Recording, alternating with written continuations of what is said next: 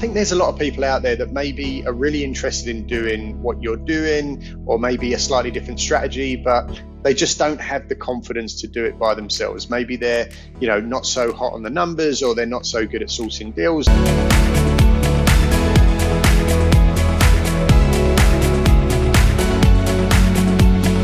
Hey guys, and welcome back to another episode of the Airbnb Nomads podcast. And on this week's Property Education Masterclass, we welcome the incredible Emma Fielding. Now, Emma is a master property flipper. She's already bought, renovated, and successfully sold 11 properties, with another 3 more in the pipeline. She's already raised over £2 million worth of private investor finance. She holds the accolade of Young Entrepreneur of the Year, and she's done all of this before the age of 30. Amazing story here. So much to learn. We really get into detail about flipping properties and how you can do the same. So stick around and listen to the entire episode. Guys, if you get value from this episode, we'd really appreciate a follow and a review. Until then, get comfortable. Here we go. Emma Fielding, welcome to the podcast. Hello, thank you. Thanks for the invite. Really appreciate your time. I know you're a busy lady. You got a lot going on. Everybody knows that. You got a lot going on at the moment. So thanks for the time. I just want to start by just reading off a few accolades here, just to let everybody know kind of what you're doing and what you got going on. Yeah. You can correct me if any of it's not accurate, but 2018. Not that long ago, actually, you kind of got started into your first flip, which was a property that was inherited by your father, and that's kind of how you cut your teeth on your first project. Yeah. 2019 was your first kind of official flip that you actually went out and purchased after realizing the potential, and you kind of got your first one done and over the line back in 2019. All that time you was working in your full-time job, in the corporate job, and Jan 2021, so not that long after, was when you left the corporate job, went into property full time. You've flipped 11 more properties since then, with another 3 more in the pipeline. That might have changed. That's just what I saw. Young Property Investor of the Year. You raised over £2 million in private investor finance. And you look to me still pretty young. I don't know. Yeah. How young are you? I only just turned 30 last week. Amazing. Yeah. Wow, great birthday. Yeah. So a big birthday. That's it. It was a big birthday. Yeah, I was in Dubai, which was amazing. But yeah, I started in property when I was 25. So yeah, back in 2019. Fantastic. So you went to Dubai, like you and the rest of the UK. Everybody's going to Dubai now. Is it? I know. It's one place I haven't been to. Is it as good as everybody says? You need to experience it. Yeah. You need to experience it for sure. It's a bit of a concrete jungle, though, isn't it? A bit man-made. I think it depends what you like. I think there's a lot of opportunities in Dubai. I'm not looking to move out there anytime soon. I think my partner would absolutely kill me for that. but at the end of the day, I think it's just a great place to surround yourself in and just absorb it all while you're there. Obviously, there's so many fun activities to do. But yeah, it's just nice just to get away for a few days and escape the madness of what goes on here in property. Recharge the batteries. Yeah, I completely get it. So look, Emma, I wanted to get you on for a few reasons. Woman in business, love it. Trailblazing, getting stuff done, in the property world, in a very male dominated world as well. Super, super impressive. You're doing it all as well while you're obviously still very young, which it's nice to hear. A lot of my most recent guests have been, in their 20s, mid 20s, early 30s, already done so much, and it's really, really inspiring to some of the younger people that in today's world, might be feeling a bit lost and kind of, racking up the university debt, then going into low paid jobs and all this kind of stuff. There are other ways. And you've got a pretty substantial social media following as well, some great social media content, which is so important in today's world to build that brand, let everybody know what you're up to. So lots and lots of stuff in here for people to learn from. So again, thanks for coming on. So look, why don't we just take us back a little bit? Tell us about this first property that you got involved with. I'm also impressed by how you just kind of went out there and done it. You've just got this mentality of screw it, let's just do this. So tell us a little bit about how that started. Absolutely. So yeah, so back in 2019, my dad inherited his mum's house, which was actually in South Shields. I was living up in the northeast because I was working up there. I'd been to uni up there as well. So I always had a bit of a northeast connection. But that particular house, it was nothing special, just a two-bed terrace, but in a good area of South Shields. And, like most dated houses, it was dated, it was moldy, it was damp, not been touched for a really long time. Just because, we had no reason to renovate it. But while I was living up there, I thought, actually, this is a great opportunity just to do something on the weekends, just get stuck in. And I didn't really research any of it. I just thought, right, I'm going to get three, estate agents round, value the current property as it is now, and obviously what potentially it would be worth. And my dad gave me, 10 grand to renovate it, and obviously the whole property. So I thought, well, I'm not going to do the whole property on 10 grand. So it means that I've got to have to get stuck in myself. So again, a lot of the weekends and late nights was stripping wallpaper, taking tiles off, dismantling kitchens, taking off radiators. And within 6 weeks, I pretty much turned around that whole property. Now, it wasn't a full renovation because we still kept the bathroom and the windows and things. But, it was a good little starter project that I could get into. And 6 weeks later, again, those same estate agents came back to the property, and we added about 40 grand's worth of equity from 10 grand investment. And I think at that point, I thought, wow, like I've just added this free money, let's call it, this equity from 10 grand, this is great. And then I think it was, from that point there, I thought, actually, there's something in this. And I've really, really enjoyed the process as well. I think the key thing for me, I wasn't particularly liking work at that particular point, but I loved the process of actually getting stuck in, managing trades, negotiating, looking at other properties in the area. I just absorbed myself in the industry. And then obviously we kept that property as a family. We still have it to this day. And then it was in 2019 when I came back to Barnsley, because that's where I'm from and my parents live there, that I thought, actually, I've got a corporate job, I've got my decision in principle, I've got my mortgage, I'm ready to go. So actually, funnily enough, I bought a property off market through an estate agency contact of mine. And I bought that at kind of probably about a 10% below market value at that particular point, but it didn't go to Rightmove and Zoopla, which was great. So I got in there first. And again, I did a 9K renovation, getting really super hands-on, again, managing the trades while working full-time, while studying for my accountancy exams.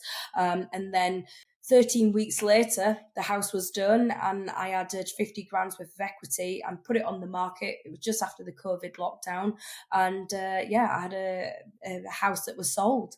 So within 9 Unbelievable. months of buying that property, so obviously from buying, renovating and selling, from 9 months, I obviously sold the property and I made more money than my corporate job wage. So again, that was a light bulb Let moment. me just take you back a little bit, because there's a lot there to chew on. So what was it that gave you the confidence and the knowledge and the know-how to go about and just do that first renovation? Because obviously, as you're speaking about it, it sounds very simple, but no doubt it was very challenging at the time, especially not having any education. Where did the interest come from, and what gave you the confidence to think you could just go over and kind of do that? Kind of maybe 15, 16, I was always interested in property. I always was looking on Rightmove, and actually what I was doing back then, which I probably didn't realize what I was doing, but I was comparing the sole comparables of street by street in my local area. And funnily enough, to this day, I've done about 9 renovations in that particular area. But that knowledge back then, I was just building a catalogue of knowledge, looking online, seeing the sole comparables, seeing why a particular property wasn't selling or what I would do differently. I was looking at floor plans, how to maximize the value. I would say I've always been quite arty and a little bit creative. So, I find it really, really quite easy to look at a property and think, okay, I would knock down that wall, or this wall, I would change this, that, and the other.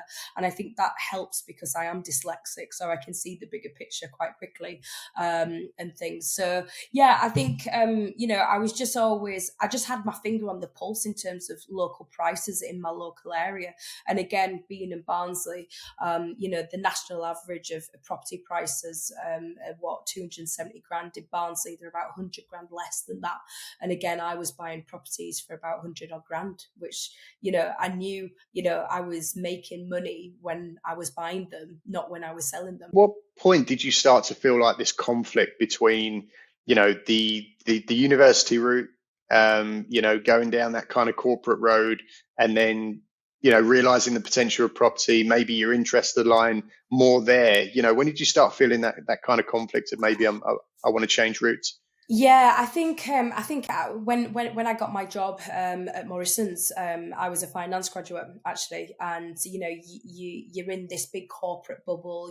I was at head office as well, and I was going in there every day. Traveling 3 hours a day, and I was thinking, what, this isn't the life for me. I can't do this for the next 40 odd years. Bearing in mind, my parents have come from public sector as well. Do you know what I mean? So, I saw them do it, and it just wasn't for me. So I knew I had to kind of have a game plan and get out of it. And I knew really when I joined Morrison's, I gave myself 3 years at the end of my graduate scheme, let's call it, to get out basically. And with that was proof flipping property. Luckily for me, I did it within 18 months because I flipped 2 houses, and that basically gave me the cash, the equity, just over 100 odd grand to actually go out and do it myself. And again, I was single. I didn't have any, ties or responsibility. And I thought, it's now or never.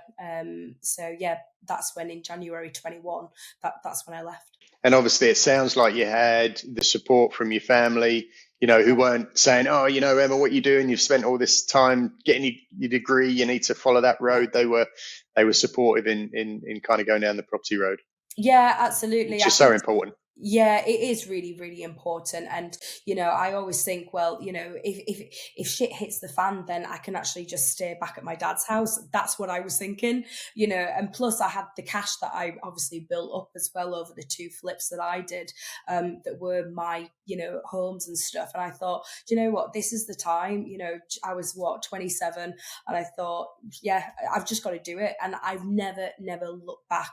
But it was scary actually doing that transition from being in the corporate world, having a regular income coming in, and having that routine, and then actually then going into property full time, and thinking, what, the world's your oyster, but it's a scary place as well. But yeah, I've just got a mentality. I'm very, very driven. I'm very focused, and if I see an opportunity, and if it's the right one. And obviously, you were probably a little bit on the front foot, your accountancy background, business numbers. Yeah. So that played a big part in being able to really do the deep dive analysis on the deals, I would have Of thought. course, yeah, of Mm. course. Even now, I think it does pay well that I was in a finance kind of role and stuff. But actually, at uni, I did a bit of finance, did a bit of accountancy, A-level accountancy as well. So I've got a bit of an accountancy background and stuff. But I think it definitely pays well when you can deep dive into the numbers, and you can really kind of push yourself on the numbers because you feel so confident in them, and things. So yeah, I think that's definitely helped quite well. So your dyslexia that you just Yes, mentioned, if you don't mind talking about that, of that's course. obviously not a numbers No, no, type no. of Thank that's so goodness. that yeah, because my sister actually, she has, is it dyscalculia, which is the Dyspraxia, I think it is. dyspraxia, which Yes, is the numbers kind of type of dyslexia. yeah. So okay, so your dyslexia is what, just reading and writing, or Yes, to be fair, probably spelling. So spelling? anything English related is super, super hard for me. But actually, again, you kind of learn to put strategies in place. But numbers was always my forte, to be honest. I really enjoyed, the numbers side of things. And even now, I love it when I get a potential deal and I'm looking through the numbers. That's what excites me. But if you give me a letter to write, for example, or forms to fill in, probably not the best, Mm. So yeah, you've got Isn't to it? play to your strengths. Isn't it interesting how so many successful people have these not issues or problems, but just differences, Yeah, quirks, different yeah, quirks. Yeah, dyslexia or, autism or, there's a lot of the yeah, time there's something there in super successful people, which is interesting. yeah, Um, yeah, a, definitely. a lot of the leaders, the Richard Bransons and, all these guys, they've all got something a little bit different, Yeah, which is really, really 100%, cool. 100%. So then when you do the numbers, how on all of these deals, how close are you? When you do the numbers at the start and then you exit at the end, where are you in kind of closeness with the numbers when it's all said and done? Um, to be fair, I'm there or thereabouts really. Really? There's not much difference in the renovation costs to what I initially costed up. And actually, again, I was speaking to one of my investors about this. He was saying, I've always been within kind of 1 or 2% of actually the selling price of the flips as well. And again, that comes down to your initial research, knowing your area. So I've never been that far off actually. When I obviously present a deal to an investor, I say, okay, well, we're going to sell for X. And then obviously we do best, worst case scenario. And we've always come out on top. I've never lost money from a flip. And I definitely don't intend to either. It sounds like that would be, I haven't done any flips myself. I mean, I've done renovations on my buy-to-lets that I own, but I haven't personally done them. The agency and the construction company have done it on my behalf. But I imagine that would be the hardest thing is to cost up the job, to walk in, especially when you're starting. Where do you begin? Like with the first two or three to walk in and accurately be able to plan that refurb cost. Yeah. I think for me, when I was obviously starting out, I didn't have any contacts really with trades. So what I would do, I would get 3 or 4 trades for that one particular job to come in and cost it up. And then what I would do, I would ask so many questions when they were there, like what type of materials are you using? How long is it going to take you in days? Everything would be done on price, not actual days as well. So I had a concrete price from them.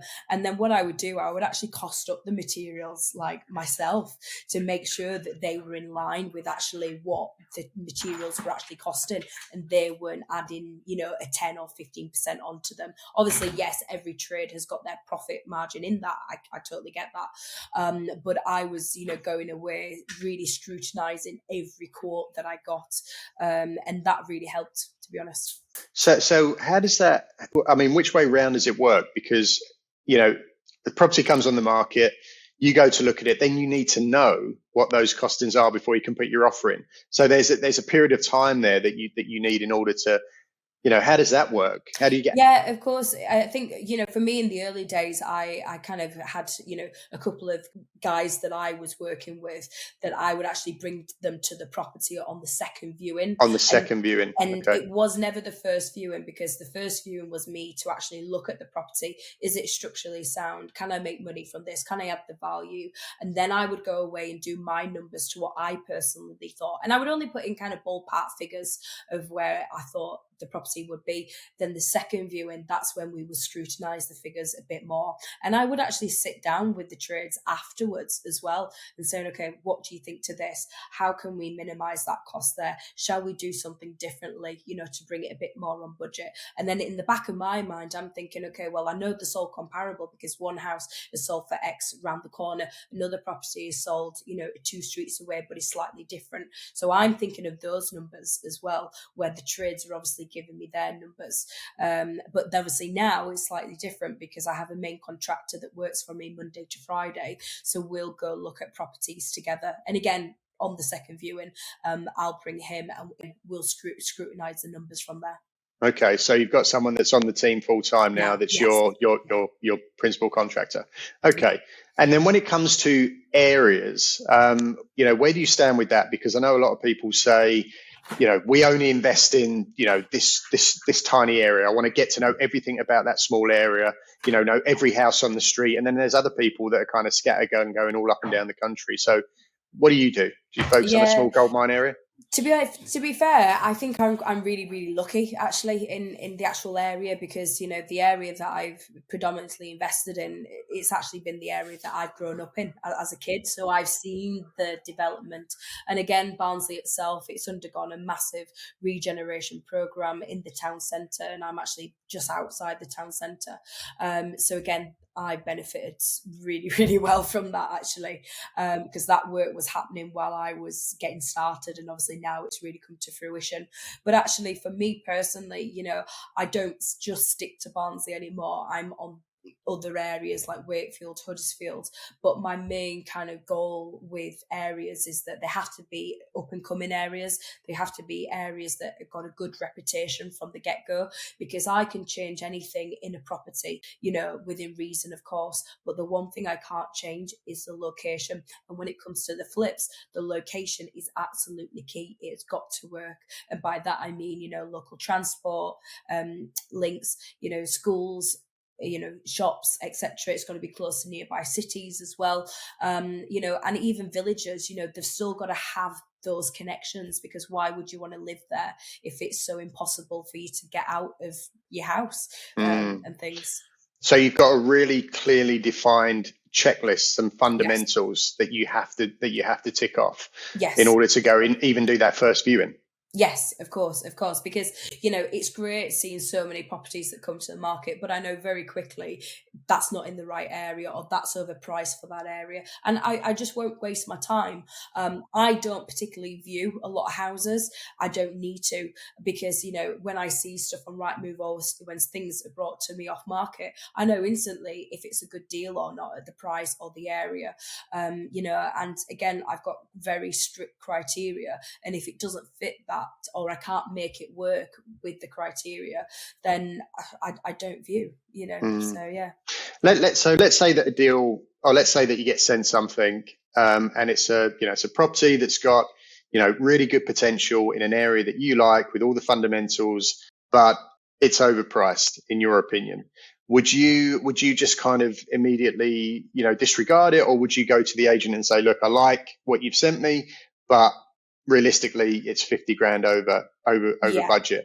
Yeah, so I would never kind of not view it if it's in that particular area, but if it's overpriced, then that's a conversation that I have straight away, saying, look, what you're asking to what I need to do, it is overpriced. Now I will view it, but we've got to have a conversation about the price first. Yeah. If you love to travel like me and you understand the power in escaping the money for time exchange trap, but you just don't know how to do it, then building an Airbnb consultancy business could be exactly what you have been looking for. Right now in the UK, there is a completely untapped opportunity through helping struggling Airbnb hosts by turning around their underperforming properties and generating you huge commission payments in the process. We are going to teach you all of the tools and all of the techniques that we've learned over the last 5 years through building our very own multiple six-figure Airbnb business, arming you with everything that you need to swoop in and save the day. Minimal startup costs, zero risk, and almost unlimited potential. Sound good? Welcome to the Airbnb Consultant. Contact us through any of the channels included in the studio notes to get the conversation started. And what kind of movement do you typically tend to see or achieve when you're a cash buyer with an investor? Significant? Yes, to be fair, yeah, it's good. But actually, my approach when it comes to putting in offers, I will go in with one offer only, and that is my offer. You either take it or you leave it. And I'm quite ballsy with that, but I tell you what, every offer that I put in, I can back it up with the renovation costs. I can back it up with the sold comparables. I can back it up with what it's going to be worth when it's obviously done and things. And obviously my money that I need to make on a particular deal. Now, my kind of business plan is that, I will do 1 or 2 big projects a year, but my bread and butter stock is semi-detached properties, because obviously, there's a lot of target audience for those. So I know instantly what we should be paying for something and what that property is going to be selling for. But if it's overpriced by, let's say 40 or 50 grand, it's not really worth. Right. So just, example numbers. Let's say it comes to you, it's 250. You know that it's only worth 200. Yeah. You just say, look, I'll pay you 200. that's it, final offer, one, Yeah. one Yeah. chance, and that's it. Yeah, and also as well, I would say I don't view properties when they just come onto the market. I will watch properties because they'll just get reduced over time. They'll probably come down by 20 grand, and then that's when I go in. Okay, I'll give you 200 grand. We'll complete within 14 days. Again, you've got to be able to complete, and I do what I say as well. So I think I've got a bit of a reputation within local agents that if I go for something, I will buy it. I've never backed out of a deal so far, and I'm quite proud to say that, to be honest, because everyone that I've gone for, I bought, and I think that is the key. Vendors want a sale, or they're desperate because obviously it might be a probate purchase, or they're in financial difficulty, so I can give them that guarantee. And then from an agent's point of view, it's probably been on their books for quite a while, and they've obviously reduced it over time, and then I go in and say, yeah, I'll buy it, but I'll buy it at X. Interesting. Are you only doing chain-free properties if you're looking to No. So to be fair, the whole whatever I buy, it doesn't matter if it's in a chain or not. We are happy to wait, and sometimes I have to wait. And again, that is part of the agreement. However long it takes for probate to be granted. For example, recently I waited 8 months for a property, but in that 8 months I got it reduced by 25 grand as well. So we just have to work it to whatever the situation is, to be honest. Yeah, really, really interesting. Okay, so you've basically gone out and done this all by yourself, right? Yes. I know that you've now taken someone on to work with you. I think there's a lot of people out there that maybe are really interested in doing what you're doing, or maybe a slightly different strategy, but they just don't have the confidence to do it by themselves. Maybe they're, not so hot on the numbers, or they're not so good at sourcing deals, or they're not so good at the manual on site stuff. So what do you think about people kind of getting into bed with someone else in this business? Getting involved with a partner. What would you look for in a partner? What do you think about it? Is it a good thing? Is it a bad thing? Something that you suggest or not? Yes. In order to get this going. I've never actually done joint ventures. I've always worked with kind of private, angels, to be honest, which has worked really well for me. But I would be cautious of going into business with somebody that wants a 50% split and things. But that's just my own personal opinion. I've seen friends that do it that hasn't worked out particularly well.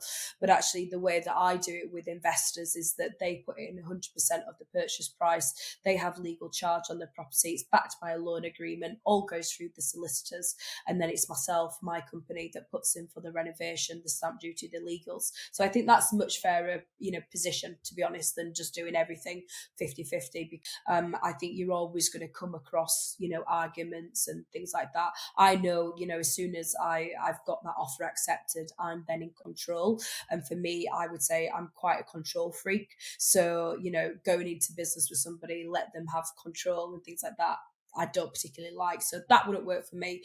But I think if anybody does want to do that in kind of, JVs and stuff, I think you've got to seriously vet that person, and you've got to really know them, to be honest. And I'm not talking knowing them from social media. I think you've really got to know them for a long period of time to really suss out their character, because it's great with what you see on social media and things, or, what you see from a person in an hour conversation. But how well do you really know that, to be honest? And luckily for me, it's come from relationships where I've worked with investors over a long period of time. Yeah, so many people go to a couple of networking meetings, don't they, and meet someone, and they're so desperate to get going. They meet someone who might say they've got the money or they've got the skills, and let's partner up. But it's like, who are they? Do you really know them? Exactly. And for me, I would say, even when people come to, for advice from me, and I say, look, well, at the end of the day, Rome wasn't built in a day. You can't expect to find an investor on week one of your property career. It just doesn't happen. Let's be realistic. It takes time. And also, you've got to have the right kind of foundation behind you before you can attract people to work with. You've got to do your own research as well, hopefully, and things. You can't just dip your toe in the pond without doing any work on yourself first. And luckily for me, obviously, back when I was 14, 15, 16, when I was doing all this research into our local area. That was my foundation, really. And again, just talking to people in the industry, doing what I wanted to do, but were 10, 15, 20 steps ahead of me. That was my foundation that I was building. Yeah. So when it came to the finance side of things, which is obviously, it's everybody's struggling property, isn't it? Doesn't matter how much money you got saved in the bank, you're going to run out of money at some point. Yeah. So how did you get to find that first investor? How much time did you put into building your brand and getting out there and networking before that kind of come about? Or was it through a friend or a family member?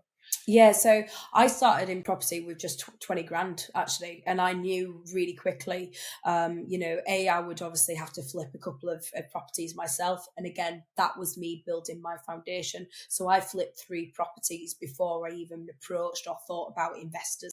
But I knew at some point I needed to find extra cash or more cash to scale up my business. So luckily for me, when I was at uni, I was connecting with the non-exec directors of my university. I went to a university in Boston as well, which raised my profile within my current university as well. And funnily enough, it was a dinner event, a graduation dinner, where I got sat next to 2 non-exec directors of Northumbria that happened to be in property, to be honest. So one was Chief Operating Officer of Turner & Townsend, and another one was an MD of quite a big property group in the Northeast.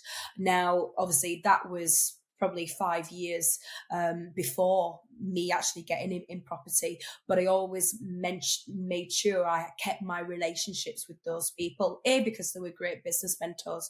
I could just get advice from them and things, but actually they were really nice people. So I kept those relationships going with those people. And then when I obviously got into property, I knew I needed more cash, and I phoned up one of the guys at the time, and I said, look, I'm doing a few flips, they've been successful, I've made money, this is my track record, now I want to find my 4th one, and how do I do that? Now, me, it was about positioning it. How do I do that? It wasn't about me coming to him saying, will you invest? So I think the key to it at the start is actually asking for advice, basically, and seeing, is there any stars that align? Then when I had that conversation with him, well, I found out he had some property as well. He had some rentals. Then he also had some cash that was basically available as well. So actually, then we had another conversation about investing. And then that's when they came down to Barnsley to see what I was currently doing. And again, the confidence grew. So then that's when I got that first investor on board at flip number 4. And again, it was a really small investment, about 150 grand. And today I have about 500,000 of them, their money every year. So it grows. Amazing. So one investor of about 5.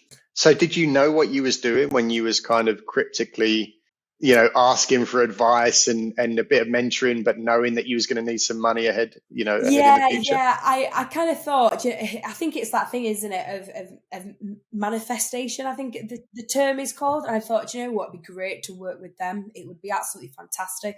I was thinking, how can we make this work? How can we make this work? And then obviously when they came down to Barnsley, saw what I did, they got it quickly, and obviously being business people as well. And, from my side, I always want to work with, ex-CEOs or people that hold high positions, because these are the people that have got the experience. And obviously, at that point, I didn't really have much experience. So I was just taking in everything that they were saying. I was just being a sponge. And I think at that point, it's important to be a sponge, because that's how you learn and that's how you grow quickly.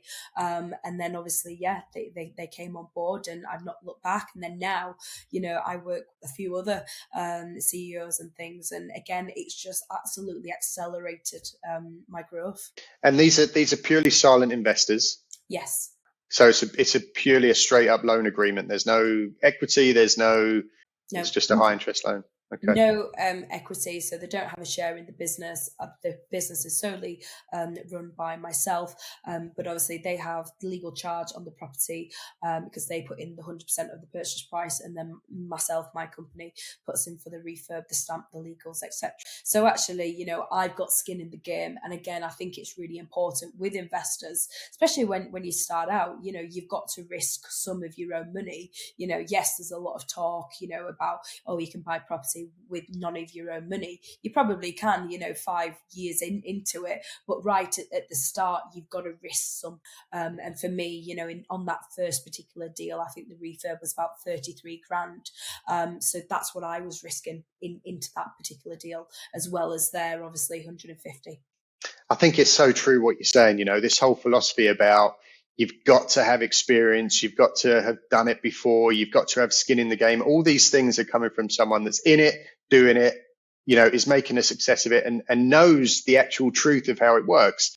And it just makes me think about, these endless courses now where they're teaching you how to put together a pitch pack and a presentation pack to raise finance and all the rest of it, which is great. You can come up with the prettiest investor pack, anyone could ever make. But the fact is, if you give it to someone, they say, well, this looks great.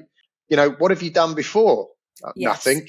Yes. So, well, it doesn't mean anything. Yes. And I think for me as well, like the 3 flips that I did prior to actually getting an investor on board, I was kind of scrutinizing all my trades that I was working with. I was like, well, can I take these trades forward? Are these the best guys in the business in my local area? So I was also making sure that I had the scalability within my team to do multiple renovations at once, because when an investor comes on board and, if that investment goes well, it would, they want to know, okay, well, how many renovations can you do at once? And my capacity is probably about 5 or 6 at any one time. So, from an investor's point of view, especially when they just want to sit back, and just earn that interest over time, especially when they've got the security, they're more than happy to give you more, funds that they have available because they've got the security.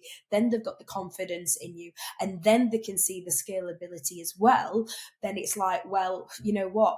There's another 500,000 right there, and then that's when things start moving along really quickly. Then you start ramping up the operation.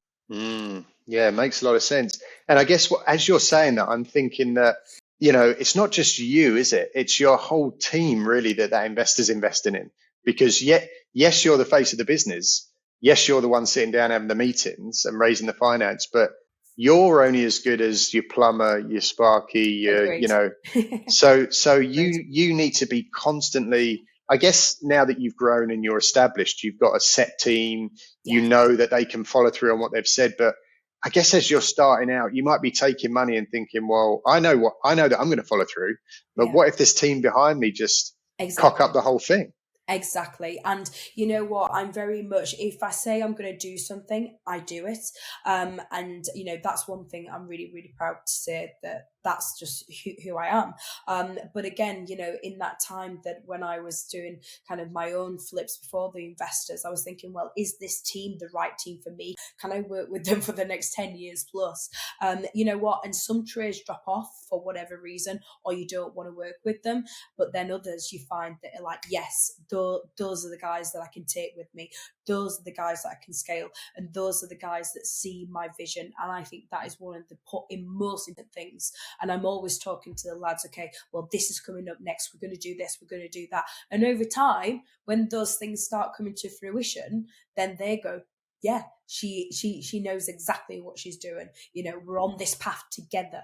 And funnily enough, the lads that work with me now, it's probably the best team that I've created, to be honest. And I am the face of the business, but it's the whole team behind me. And it's not just the trade. It's my accountant, it's my tax advisor, it's my solicitor. It's all those people that create what I've created today. Do you find yourself constantly having to have really difficult confrontational conversations? Because as the boss running these teams and having all this money and investors depending on you, no doubt you've got to be out there like, come on guys, what the F is this? where's the work? Come on. Yeah. To be fair, my guys are very, very committed anyway. And actually, I know a couple of the guys away from property as well. So I think that helps when you know them on a personal basis.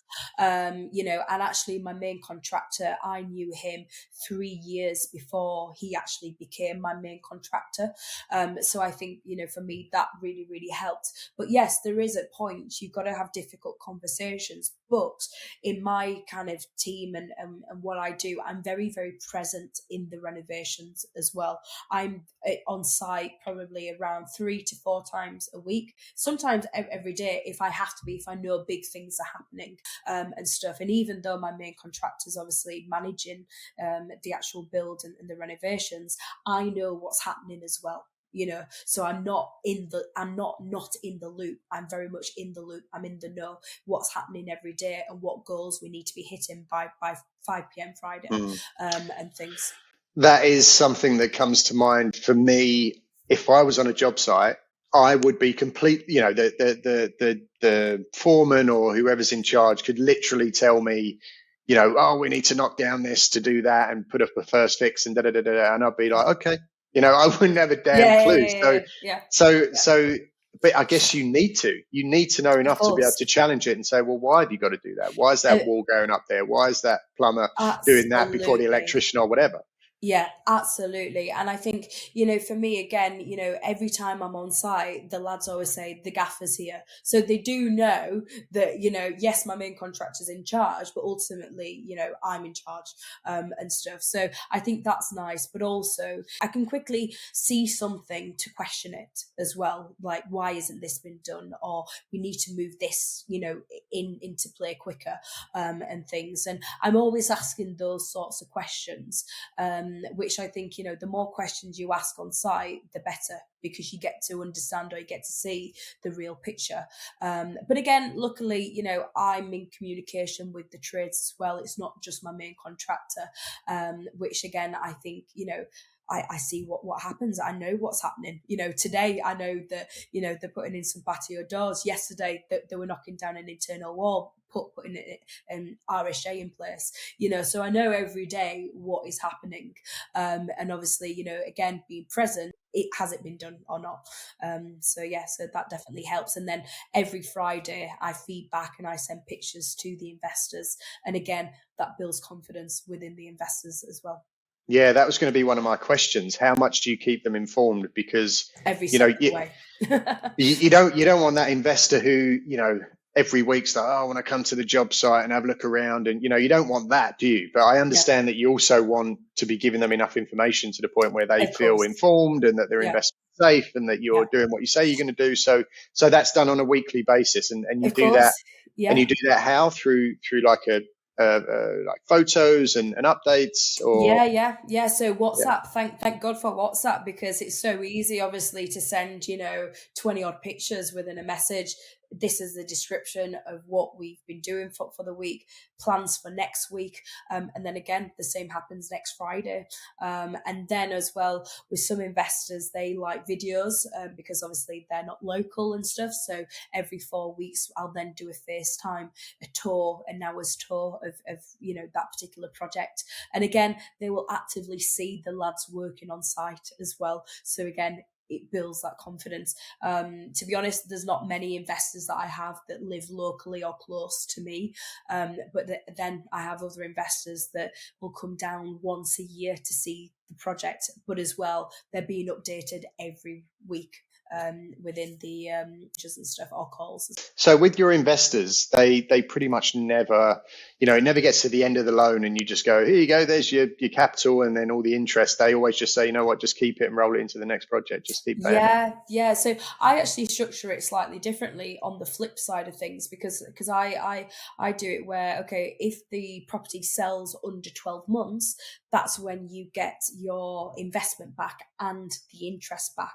And actually what you'll find, a lot of flips will sell under the 12 months period of your loan agreement. So not only has the investor won because they've got more interest and their initial investment, but then that's when I've won, because then that's when they're giving me more money to go again. Right. So it's beneficial on both sides for you to push and get this stuff done quickly. Exactly. You know, luckily I've had only one project that's gone over by 10 days on the 12-month period. And that was because we were in a chain of 5 that took 6 months to get through legals, and we were at the top of the chain. But every other project that I've done has basically been bought, renovated and sold within a 12-month period. Now, because I've got some bigger stuff going on, some agreements are 18 months. But again, we will probably sell that within 12 to 13 anyway. So yeah. What's the bigger stuff? When you say bigger stuff, is it just bigger buildings or? Yeah, so I bought a street actually back in at the end of May, which was quite cool.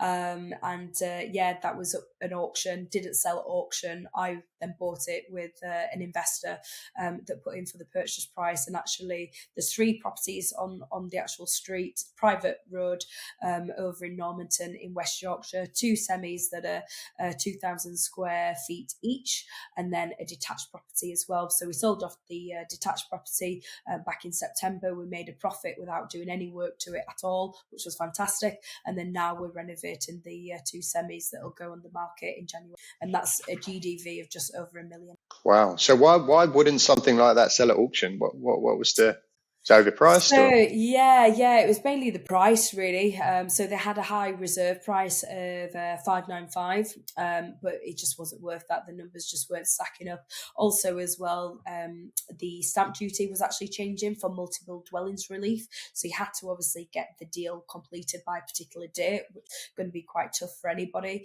And as well, I think what you'll find up north, there's not many people or not many investors that have a big chunk of cash available. But again, some of my investors are actually down south or they're abroad where, you know, that cash is available. So obviously, you know, it worked out pretty well, to be honest. But again, you know, I think as well, that particular time when I was buying them, the market was a little bit sketchy. You know, interest rates were at 5.25 as well, so it really could have gone either way. And obviously now they've dropped down. I think even today they've just dropped again. So you know, again, it comes down to your numbers, it comes down to your research. Am I able to make money from this particular deal? Yes, in fact, about about $250,000 net. So yeah. Wow. So for all of these, I mean, presumably for a deal like that, a bigger deal, there must be a lot of work that was leading up to that. You must have had to present the investor with, you know, a full pitch deck and, you know, all the numbers and all the analysis. And so there's, I mean, how much work does that take on your side to present to them for them to then maybe say, yeah, you know what, this isn't. Yeah, You know. so that particular investor actually had already invested in one of my other projects that we were actually doing the renovation on that project at that particular time. And I was saying to him weeks before this actually came up, saying, look, don't want any, you know, more investment right now. You know, I'm happy where we're at. The priority is to get this other investment, which was a farmhouse over in Denberdale, sorted and on the market. And then obviously this big street purchase came to market, and I was like, wow, this is unbelievable. You know, we're talking, you know, 10-foot ceilings, all the original features, but it just needs a lot of work. But actually, when you look at it, it was only flipping 3 houses, which, you know, at this point, I flipped 12 before this. So I was like, well, it's nothing that I haven't done before. Yes, the area is slightly different, it's newer. But I was like, you know, it's not impossible. We just need more cash. And obviously, again, with this particular investor, you know, again, I knew that more cash was available. I was basically putting the brakes on at that particular point, saying, no, we're okay. But actually, when this came on, I was like, right, okay, yeah, we need to go for it, and things. And again, you know, I think it's all about perspective, isn't it? You know, when you know, you're talking to investors that are down south that can't buy a flat for, you know, a minimum of 800 grand in London. And you're saying, okay, well, I can buy 3 houses, you know, in West Yorkshire for just over £500,000, you know, and you're going to double that as well in value. They go, what's the catch? And I was like, well, there's no catch. So basically, we ended up obviously buying it as well, and the investor put in for the stamp duty, and then basically all the renovation costs are my costs and things. But when we sold property number 3 on the actual street, that then actually funded the renovation for house 1. So house 1 actually has become a free house because I've not put any of my own money into it. But house 2, that's when I'm funding the renovation for. Amazing. I mean, what's next? Because, a lot of people, and I think that what's good about you is you've got into this, and this is, you're becoming obviously an expert at this, day in, day out, and, you're becoming the go-to person, which is fantastic. I think a lot of people get into something, do that for a year, and then they go and do that for a year. And then, so are you just going to carry on this road and just get bigger and bigger? Are you going to go and say HMOs or, commercial to residential conversions? What's the plan? So my plan actually, when I got into property back when I was doing my first ever flip, was actually just to flip 10 houses. That was my goal. Now I've obviously passed that goal, and because of obviously we've got the street purchase as well. I thought, right, okay, by the end of this year, we would have done 15 flips, and then okay, I'll have a cash pot of a good amount of money, and then okay, that's when I'm going to deploy that money into rentals, and really go aggressively with that. And again, luckily, one of my investors is in that space quite heavily as well. So the plan is basically 100 rentals in the next 5 years, basically. So obviously with my pot of cash, with the investors' pot of cash, that is the next goal. 100 rentals in the next 5 years. Yeah, that's quite a goal, but I completely believe you're going to get there based on what you've done up till now. Because I guess that was going to be the only thing I was going to say. The issue with what you're doing, yes, you're generating lumps of cash, but there's no long-term, legacy wealth, for yourself or your family. So it's just going to be just simple vanilla buy-to-lets, just build that, and then that will be your passive income, retirement nest egg. Yeah, so I think obviously the plan itself, yes, there is 100 rentals in that, but it's going to be a mixture of your standard buy-to-lets, social housing, and HMOs as well. So we're going to do a hybrid of within that strategy. Yeah, great idea. Yeah, I love the HMOs. There's just always going to be demand for those, isn't there? Yes. In the UK, it's such a solid strategy. Not enough land, not enough housing, no one can afford to buy. So people HMOs want is temporary accommodation for whatever reason. Exactly. But I think again, what I've learned from the flips is that high end matters, and again, the HMOs, they would be high end. Obviously the social housing will be slightly different, obviously, to the council or charities, spec on that one. And then again, the rentals, I'm not going to do white walls, grey carpets. There is going to be some colour, there is going to be some nice touches in there. They're not just going to be your bog standard. I don't want to be known for a basic average landlord. I want to be known for being a very good landlord that takes care of the properties, that takes care of the tenants, and things. And at the end of the day, my passion, my goal is to improve the rental sector where I live, and make housing better for people, and actually try and make it a bit more affordable as well. But again, I think we've got a wider issue on that one. So the standard that you're doing right now with your flips, is it, how far are you going? Is it full back to brick refurbs? Yes. Are there extensions? Is it simply cosmetic? What's the standard? Or are they all the same? Is it kind of a rinse and repeat formula? So to be honest, it is full on back to brick renovations, absolutely. And again, the properties that I buy are very much on the low side of any EPC, to be honest. So again, we're trying to always hit the C rating, which we do. And luckily, actually, we just finished a 1800s farmhouse, and we actually managed to get that to an EPC rating over C, which is fantastic. Just like unheard of, to be honest. So I was surprised by that. But again, we did a lot of work to that. But all the renovations are very much back to brick, high spec.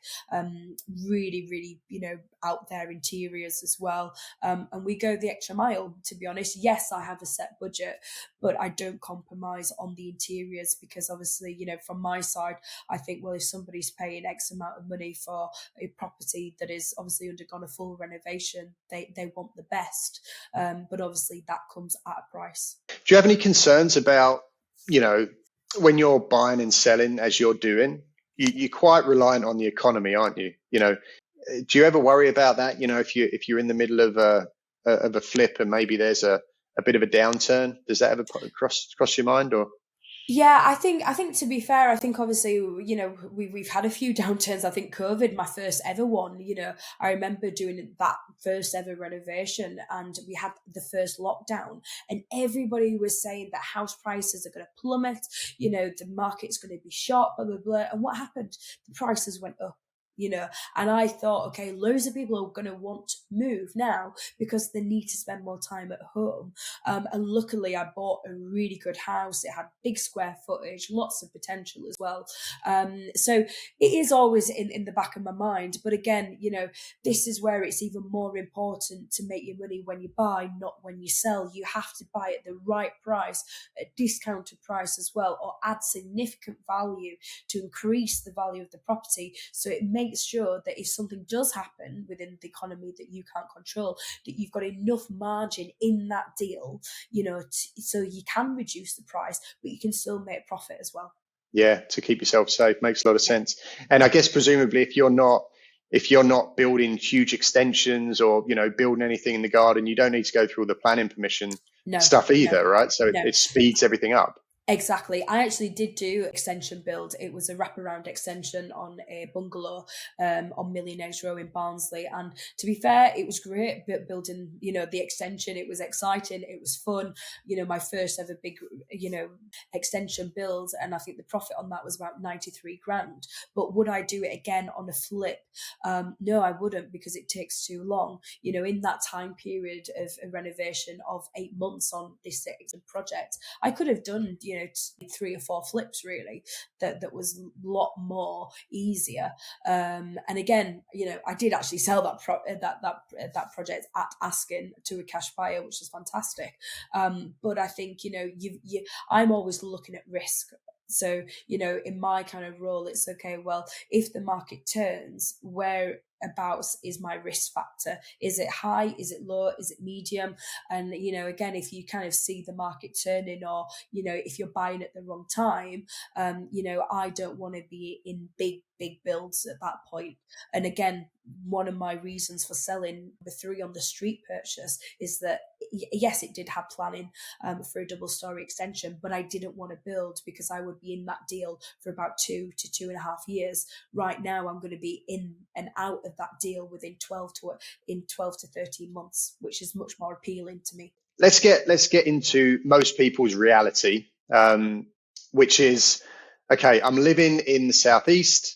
I've got 10,000 that I've managed to scrape together from my day job. Desperate to get into flipping houses. Everything in my area is, 500,000, 400,000. What do I do? Is it even possible?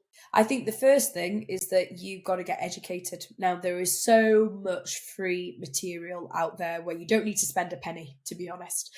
So obviously there's a lot of YouTube, there's a lot of content out there. Just surround yourself within property first. Then the second thing I would do is attend networking events up and down the country, big, small ones, get to know people that are doing what you want to do and kind of learn off them. Then I think the third point would be, okay, where's your investment area going to be? Quite clearly, it's not going to be locally to you, at 500,000 quid. So, okay, do you then look up north? Or then do you look at, okay, joint venturing with other people? But again, that obviously takes time. And then, okay, then the question is, well, how can you raise more cash? Because quite clearly on 10 grand, you can't do it, So, okay, the question is, okay, family and friends, is there anybody that through them? Have they got cash available? And then again, if you've got your own property, equity release. I think that's a great way to do it. So there's not just obviously the pure cash route. There's other ways you can raise finance. But again, I think, you know, the key thing, you know, building your foundation in property is you've got to have the knowledge. You've got to just surround yourself with people that are doing what you want to do and pick up things. But again, Rome wasn't built in a day. It takes time. In my case, my education, my foundation was starting when I was, you know, 14, 15. And then I eventually got my hands on a renovation at 24 in South Shields that actually wasn't my property. So again, you know, you can gain experience. The properties aren't actually yours. You know, you can go and labour for a builder for a day, for example. You will learn a lot. And again, you know, back in the early days, I did 8 renovations, all self-managing them, all getting hands-on, and I learned a heck of a lot. So are you saying that, you know, if you're living in the South, flipping property probably doesn't work? Because then, you know, yes, of course, there's more opportunities up north, but do you think that you can remotely flip properties? I think you can if you've got the right team in place. But again, I think that team, it takes time to build. I don't think you build that team overnight, but I think it takes a lot of sacrifices as well. How much are you willing to sacrifice? Are you willing to move up north for a month? Or, you know, go up there every weekend, for example. I know people that do that. You know, one of my friends, he lives in Kent, but he was driving to Sheffield every week to view rentals, and he's got a really nice portfolio. So it depends how much you want to do something. What is your drive, you know, to do it? Because everybody can do something that they say they're going to do, but really when it comes down to it, are you prepared to do that? I know there are some people, you know, that come to mind that specialize in flipping stuff, you know, remotely. But yeah, it's so important. I mean, it's teams, isn't it? You've got to have the people on the ground that you can trust and that you can rely on.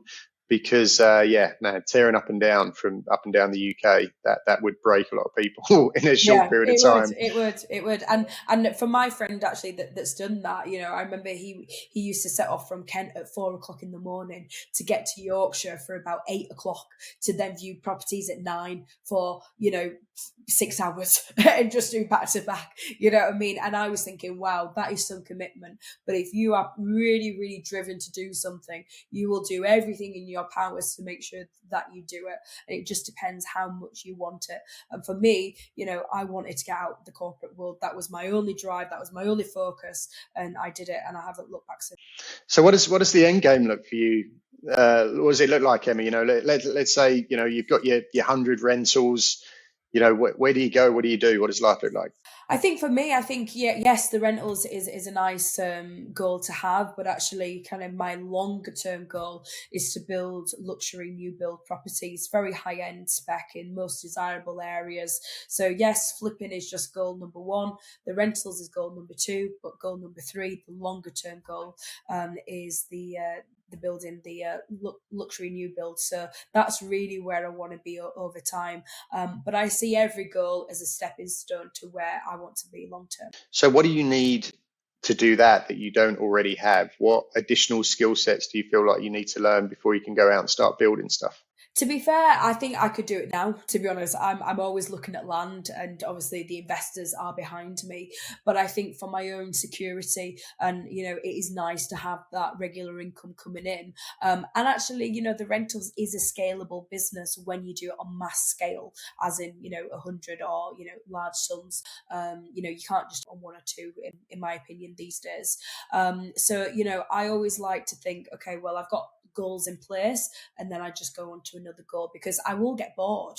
You know, my boredom will creep in at some point, and hence why, you know, I thought, okay, 15 flips is enough for me. It's enough for me in terms of cash. But you know, again, I want another goal. My other goal is now the rentals, and then after that, it will be the luxury new builds. Where did these blueprints come from? These plans or these visions? Is it something that you sit down and kind of, you know, work out like tangible steps? Or is it just like, you know, I'd kind of like to be there, it would be nice if I get there? Or is it really solid It's really solid, actually. To be honest, I'll tell you a little bit of a story. When obviously I was at school in high school, I wasn't really enjoying it and things, but I knew that I just didn't want to work for anybody else, and I had a careers advisor, talk to me about obviously careers and stuff.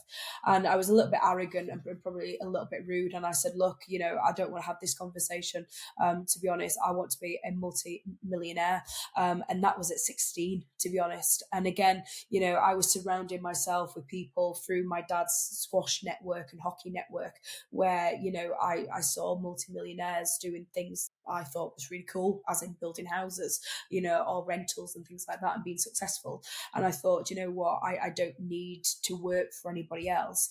I just need to work for me. And that's obviously when I said that to that careers advisor, and I thought, right, okay, I've said it now, I'm just going to do it. So this is actually my plan of getting to that point, and things. And I have actually seen that career advisor since, and it's Really? it's interesting conversation when I have with him, because I always say, yeah, do you remember what I said? And he really remembers, because which 16-year-old says they want to be a multi-millionaire and things. And I'm definitely obviously on that path, which is good. But it's not just the money, it's the freedom, it's the legacy, it's beating the corporate circle as well.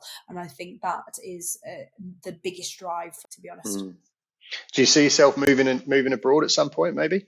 To be fair, I think I would absolutely love to. I'd love to have a holiday home somewhere, get in the sun, and escape the UK. I guess it depends where the economy goes, obviously, with Labour come in, and then obviously yesterday with Trump in the US. But I would love to kind of, retire somewhere pretty nice. But at the end of the day, if I can get to 40 and be pretty comfortable, the world is your oyster. Yeah, absolutely. I don't see the UK as being a very supportive place, really, for people that are looking to do big things. I don't know how you feel about that with the new Labour government. I mean, the way I think it's going to go is we're probably going to go through, another 4.5 years of, a bad time, really turbulent economy, higher taxes and all the rest of it. And then, all of the people that, or a big majority of people that voted Labour that were probably in uni at the time, and then they come out, they're in jobs, they're trying to support their families, and they're like, shit, this is crap. and then we'll flick back to a conservative government, and to try and repair the damage. But so many people that have assets, wealth, success, they're all leaving, aren't they? Yeah, it is. And obviously, it's those type of people that have got the cash available just to literally get up and move, to be honest. And it's not going to hit them too much financially either, and stuff. But, I love the UK, but I think we are going to see some turbulent times over the next few years. But actually as well, if you kind of, put it on the flip side of things, where there's turbulent times, there's always an opportunity in property. And, I know where I am, I'm already seeing the opportunities, and now it's about putting the next plan in place properly and going full at it. So where would you go if when you get to your goal, where would you go? I probably think Dubai. I know it is quite funny, isn't it? Because this conversation has gone back to Dubai, but I think probably Dubai, to be honest. I think, the tax-free living is definitely attractive, of course, but obviously I think as well what's more attractive is the weather. It's awful, isn't it? Just winter, autumn, cold, wet, rain, snow, obviously there's very little in Dubai. And I really think actually waking up when it's sunny, it definitely improves your mental health. It improves your mood instantly. There's a lot said for that vitamin D, to be honest. Yeah. Wouldn't you miss the culture though? I mean, I live in Spain, and for me, it's always been, Spain or Italy or something like that. For me, would be way better than Dubai. It's just my personal opinion. You need to go to Dubai to experience it. Yeah. Good point. All right. So as we look at wrapping up here, just something else, for people listening at home that are maybe, just looking at starting out or thinking about starting out, or, they're coming out of uni and thinking this isn't for me.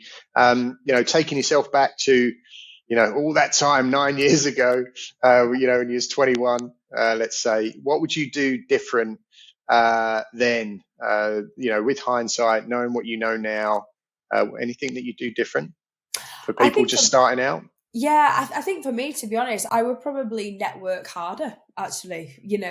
I think, back when I was starting out, I was very much in front of a computer screen. So I kind of missed you know, just networking, just talking to more people. I think, that there is an old saying, isn't it? It's not what you know, it's who you know. And I think in property, I think that is, yeah, that saying just stands out a mile for me personally.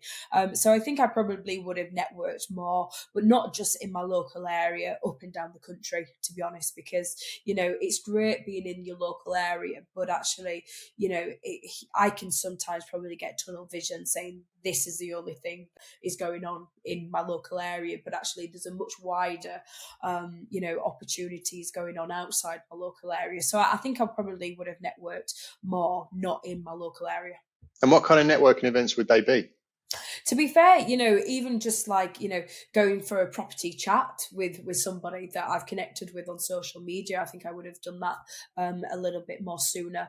But in terms of networking events, just whoever has a networking event, I probably would have been a bit more aggressive on that. I would have gone to more frequent ones, and definitely award ceremonies as well. Obviously, you don't have to be up for an award to go to an award ceremony, but those are the type of people that you want to speak to.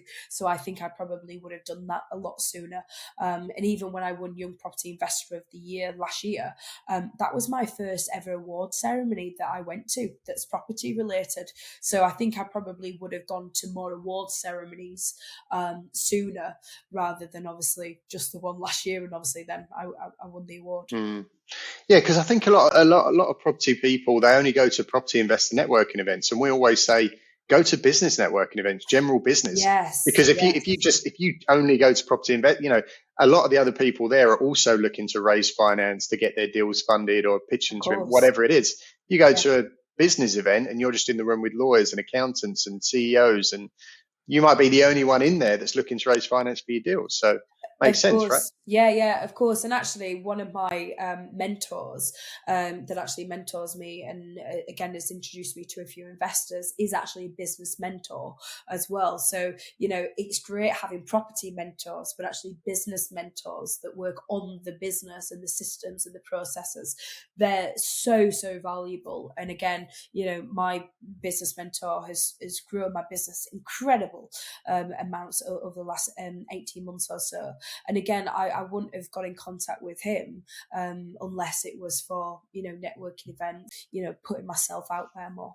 Is that a permanent, ongoing arrangement with your mentor? That's just an ongoing thing. Yeah. To be fair, he actually is like an old family friend, to be honest. But again, he's somebody that again has known my dad for a very long time. But again, I felt that I had to be in a position to take on a mentor, to be in a position where I wanted a mentor as well, that could add obviously significant value, which obviously he has, and that he felt that it was the right time as well for him. And luckily it is, the stars aligned on that one. So yeah, so every couple of months we'll have a call. But again, he sees everything that I do on social media, so he's very much in the know of what's going on and things. Yeah, fantastic. Wow, so much covered, so much good advice and pearls of wisdom and little nuggets there to take away. So yeah, really, really appreciate it.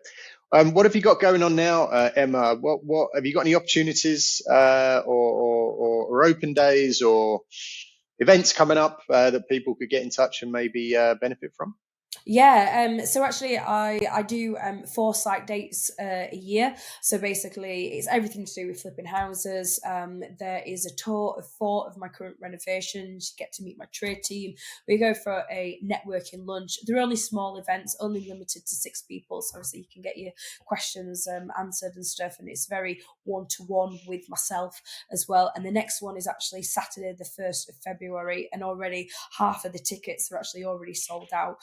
And I've not actually put it on social media yet. So yeah, but yeah, that is actually coming up on Saturday, the 1st of Feb. So if you want a ticket, obviously want to know more information, follow me on Instagram, Emma Property Developments, and I can send you the Eventbrite link. Amazing. So impressive, so inspiring. What you're doing and what you've done at such a young age as well, and all the dreams and things that you're going to achieve as well coming up. So Thank you so much, Alex. Appreciate it. Definitely be following along on your journey. And we'll put all of Emma's social handles and website links and contact information in the show notes, so you can reach out and get in touch with Emma. Is it okay if people contact you with any questions or advice? Of course, my DMs are always open. Always blowing up, I'm sure. So yeah. Cool. Well, look, I'll let you get on. I know you got a lot to do. So again, thanks so much for your time. And thanks for everybody who's listening and watching at home. Until then, we'll see you next week on another episode of the Airbnb Nomads podcast. Till then, take care.